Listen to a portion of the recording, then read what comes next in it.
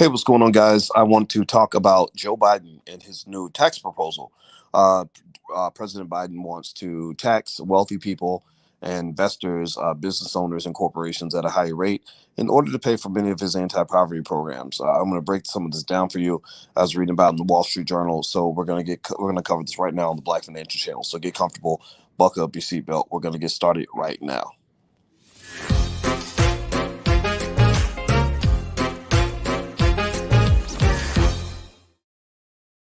Hey, what's going on, guys? My name is Dr. Boyce Watkins. Welcome to the Black Financial Channel. This is theblackfinancialchannel.com. My name is Dr. Boyce Watkins. I am your friendly neighborhood finance professor. Make sure you subscribe to the channel. And also, if you want to follow me on Twitter, that's where you can follow me. Hey, T News and Debt Free Dad and the original man of the world and Ben Hoovid and JR Meadows. I want to say hi to everybody. So here we go. Let's jump in. Let's jump in. Hit the thumbs up button. Please hit the thumbs up button. We're trying to grow the platform. So basically, I was reading the Wall Street Journal just now about Joe Biden's plans to tax rich people, to tax investors, to tax corporations, business owners, etc. Now, I'm going to ask you guys a question. Give me a yes or no. How many of you fit into one of these categories? How many of you, give me a yes or no. How many of you are investors? Yes or no. How many of you own a business? Give me a yes or no. How many of you have incorporated, set up an LLC, consider yourself to be a wealth builder? Give me a yes or no in the chat. All the wealth builders, raise your hand, throw your hands up. B&B1 means being about black wealth and doing what's right for your family. Okay, good. All right, I see you, the Family O Network and Sherwin LeBlanc. All right, great. Good. Well, here's the deal. Okay, so Biden's going to start taxing you. The Congress is going to start taxing you. Now, you might think that because I have critiques of Biden, which I think are righteous, legitimate critiques, you might think that I'm going to have a big problem with that. And I, and although I hate the fact that my friends might have to cough up a little bit more to the government, I'm actually okay with this, and I'm going to explain to you why I don't think it's such a terrible thing for Biden to tax investors in order to pay for some of the anti-poverty programs. Now, what I was reading in the Wall Street Journal is that Biden wants to do something that I've actually agreed with for a long time. I think this needed to be done. He wants to tax capital gains and investments in a manner that is similar to the way workers get taxed. I don't know if y'all know this or not, but one of the reasons I've always told you guys that you should be an investor, one of the many reasons besides wealth building, is the fact that America is a rigged country. It's so rigged in the sense that working is the hardest way in the world to get money. Working means that you're going to make less money. Working means that you're going to be tired as hell. Working means that they're going to tax you at a higher level than they tax people who don't work. So working is the hardest way in the world to get money. And unfortunately, because you are the slaves of America, they want you to be anyway. Most of y'all ain't slaves. A lot of free black folks on this platform. They want you to go do all the work and so that you can make rich people richer. That's how capitalism is built. I'm not a big fan of capitalism. I'm not a complete capitalist. I read some of the ideas of Karl Marx, who's, obviously he started Marxism, and some of his ideas are correct. One of the critiques that Marx had about capitalism is that he said capitalism causes you to get away from doing work that you really love and you're passionate about and doing stupid work just so you can make money for the capitalist. And you guys know that I believe in doing things that you're passionate about, but I also believe that if you are working, you should be getting some of those rewards, not other people. Now, rather than whining and complaining about it and saying, oh, white people ain't right and rich people are terrible, I don't say that. I just say, no, look, you can get on your app, buy you some stock, go start a business, put yourself in the position to have the right skills, get your kids having the right skills, because that's how you can use the rigging of America in your favor. But just because I want you to benefit from the fact that America's rigged, that doesn't mean I want America to stay rigged. Here's the problem that you have in this country. This is why America's failing. This is why your country is headed to hell in a handbasket, economically speaking. Anyway, rich people don't get taxed. Yeah, they just don't. Investors are not being taxed. Massive companies like Amazon have so many write-offs that they can write everything off and pay almost nothing. Multinational corporations can, if they don't like the tax rate in the country they're in, they can just move to another country and pay almost nothing. It's an incredibly screwed up system. And here's the reason it's a problem. Well, because now that's why your government has deficits that are insane. Your government can't afford to fund itself because rich people don't want to pay their fair share. Now, this started under Ronald Reagan, where he gave you this stupid concept called trickle-down economics. Trickle-down economics, it makes a ridiculous assumption that somehow the richest capitalist in the room is going to be the most generous guy in the room. That capitalists, that their goal at the top of the food chain is to pass as much food as possible down to the workers. So if we give the capitalist plenty of food, he's going to pass that food down to the workers. Well, that's not how he got rich. He didn't get rich by giving his money away. He got rich by keeping his money. So trickle down economics did not fail. So here's what's going on. So Biden is pushing for this tax increase. He's not going to get most of it because it's really some of it's a game. Democrats and Republicans are all in bed with corporations. If you look up the incomes of most of these Democrats, most of them are heavy investors. Most of these Democrats in Congress are multimillionaires. Most of them are in the category of rich people. So they claim to be fighting rich people when they're actually rich people, which means that they're arguing to you and trying to dupe you by convincing you that they're fully committed to fighting against themselves, and they're also lying to you by telling you that they're fully committed to fighting against the people who are funding their campaigns. That's stupid. I don't know about y'all, but I don't get in the mirror and punch myself in the face 47 times. If I get mad, I want to fight the enemy. I do not fight myself because I am not the enemy. So that's what they're doing. They're saying the enemy is us, and we're going to fight ourselves because we're rich people, and rich people need to go down. That's not going to occur. The tax increases that Biden sent through are not going to materialize in the way that he's requested. However, they'll probably go up. And that is a good thing for the country because when rich people get taxed a little bit more, guess what happens when rich people get taxed a little bit more? They stay rich.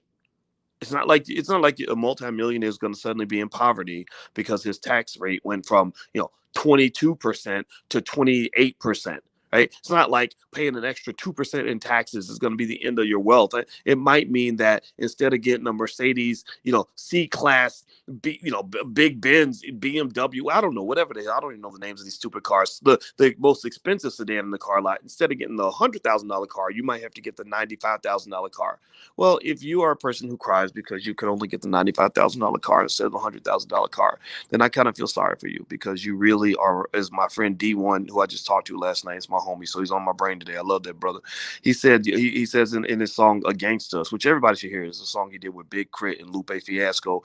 And in this song called Against Us, he says, you got money in the bank, but you're morally bankrupt. Some of y'all D fans might have heard this song. It's one of the best songs ever made. I want you to go listen to it. So a lot of these people are morally bankrupt. They don't care if the country falls apart. All they care about is getting rich. And I'm not a fan of that. So I think that what Biden is trying to do in this particular case, I spent the whole afternoon talking about how Biden is duping you with criminal justice efforts that are never going to materialize, cleaning up a problem that he caused himself, distracting you with police shootings so that you don't ask for reparations. So I can critique Biden when he's wrong, but in this particular case, I think Biden and the Democrats are right. America's infrastructure is falling apart. America's poor people need better safety nets. We need daycare for children. And we can do all that by slightly increasing the taxes on the rich. So no matter how much they whine and cry, it shouldn't be listened to. The economy is not going to fall apart just because they start taxing rich people a little bit more. So I approve this message. I think it's a good move. I think that they're going to get some of it through because the Democrats have enough of a majority in Congress. And I wish they would actually stick with their liberal economic policies, which the country needs a little bit of, and get away from all this other stuff like teaching your child how to be gay at the age of 5. That's the stuff that I don't get on board with because I don't need my child to be told what her sexuality is. I'd rather have that solved by the family. So with that said, keep investing. Don't worry. One thing that's interesting right now, actually, before I move on, do me a favor, hit the thumbs up button, share button, subscribe button. And don't forget that this is an audio podcast too. So if you want to listen on audio, you can actually go to the drboycebreakdown.com, or you can go to Spotify and just look up the Dr. Boyce Breakdown, and you can actually find it over there. And the other piece I want to mention to you guys is we're doing another Black movie night. We want to support Black filmmakers because we believe Black people should have our own Hollywood.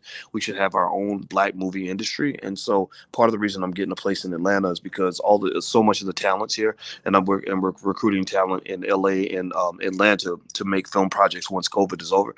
Well, the other thing we want to do is support Black filmmakers. So we have Black Movie Night sponsored by the Black Business School, which is totally 100% free. You ain't got to pay money. You just got to pay attention and come through. There's a movie called Steps.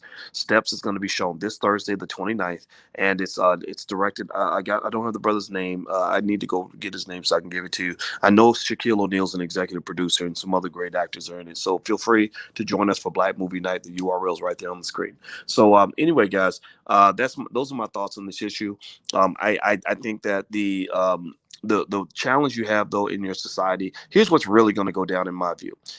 America's kind of dead financially. America's headed to hell in a handbasket. I mean, we're still the richest country in the world. We have our strengths. We have some of the best entrepreneurs on the planet, some of the best corporations around, and we just are just global attack dogs in terms of making money. The problem is that we focus too much on the short term. We are too what is called myopic. Myopic means that you focus on the short term and you're not thinking about the long term. You're thinking about yourself, but you're not thinking about your kids, your grandkids, and your great grandkids. So by the end of the century, America won't be the second strongest economic country in the world. It'll probably be third or fourth. Africa's on the move. Africa's on the rise because they have a young population and so much productivity that's yet to be unleashed there. China is just killing it because China knows how to practice powernomics. Europe is getting old and gray. Europe ain't gonna have much. Japan's kind of hustling down, and the browner countries, Africa, South America. I think that's good. That those are going to be the power bases in the next generation. So when I talked to my brother about my niece and what we're doing with her, we're having her learn Spanish and Chinese, and as well as English, so that way she can navigate to some of the biggest economies in the world and do business and live her best life. And also, we're investing for her every day in things like the $5 a day investing program, so that when she gets older, she'll be in a position to make moves and not be stuck in a spot because she doesn't have enough money. You see, capitalism breeds slavery. Capitalism, anybody who ever says capitalism creates slaves, they're actually telling the truth. There's a lot of slavery in capitalism. I mean, slavery isn't when you're on the plantation with Kunta Kinte, picking cotton. No, no, slavery is when you get up in the morning and you want to do something and you can't do what you want to do because somebody told you to do something different. That's slavery. And so slavery is very real. Capitalism, in its default state, if you don't know how to fight back, it will put you in slavery. So the best way to avoid slavery is to invest consistently for your kids, and that's what I keep telling you guys. So no matter what they do with the tax increase, right now stocks are cheaper. Even crypto's cheaper because everybody's overreacting to this tax increase. Everybody thinks it's the end of the world. It's not the end of the damn world. It just means they're going to change the tax rates a little bit, which is fine. It ebbs and flows. When the Republicans get back in, they're going to reduce the tax rates and your stocks are going to take off. So what am I doing right now? I'm buying. I'm buying like crazy. I'd love to buy them by default. I want to own assets because the more assets you own, the more of a capital base you have. The more of a capital base you have, the more, as Ice-T called it, caved out. The more caved out you are, meaning insulated, economically protected. Part of the reason that you felt like a slave for a big chunk of your life is because there was nobody who took the responsibility to economically insulate you by giving you a capital base. But you're not going to do that for your kids. Am I right or am I right? Tell me. I'm not going to leave my kids out here butt naked financially, where they're out here having to go slave for a white man in order to pay the bills. No, I want my kids to be in a position where they have enough money to make moves. When you have that word options, I swear to God, when I talk about stock options, I ain't just talking about options like on investing. I'm talking about options in life. Options is the sibling of freedom. The more options you have, the more freedom you have. And that's just what it is. So, by the way, if you want to take a look at the $5 a day investing plan, you can actually get a free copy of that book. It's a very short ebook I wrote. You can go to the allblackagenda.com. That's the URL right there on the screen. So, go to the allblackagenda.com, and the $5 a day investing plan is there. And it's really awesome in terms of explaining how you can build a capital base for your kids.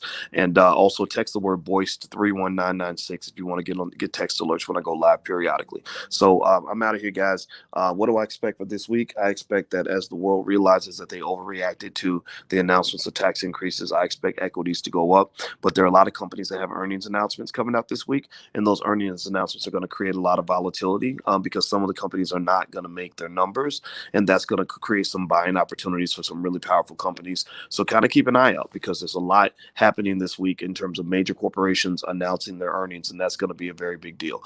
If you want to come to class, feel free to join us in the blackstockmarketprogram.com. The first month is free. We have class every Tuesday, and every Tuesday at 11 a.m. Eastern, we get together and I break down what's going on. And also I show you what stocks I'm buying and also give you about 3 years worth of curricula and materials that you can use to learn about stock investing. So if you're afraid of stocks, don't be afraid. Don't be scared. I can show you everything you need to know because that's where my PhD is. You guys know that. All right, guys, I'm out of here. Have a good day. Please hit the thumbs up button on your way out, and I'll check back in with you a little bit later. Love you. I'll see you soon. Be good. Peace.